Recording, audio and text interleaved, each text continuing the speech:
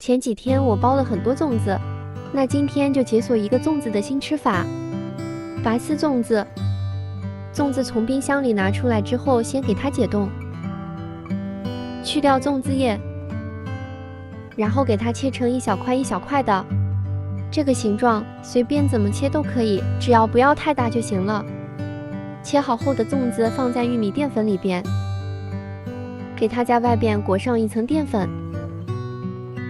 这个淀粉不用粘得太多，薄薄的一层就可以了。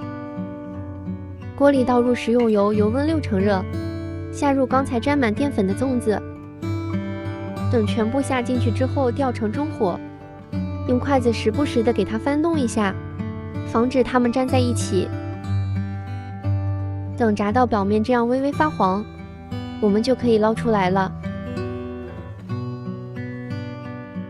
再准备一个锅，在锅中加入1勺白糖，半勺清水，开中小火，慢慢的把它熬到起泡泡。新手的话就开中小火，中间不要搅拌，等变成这种香油色，拿铲子搅拌一下。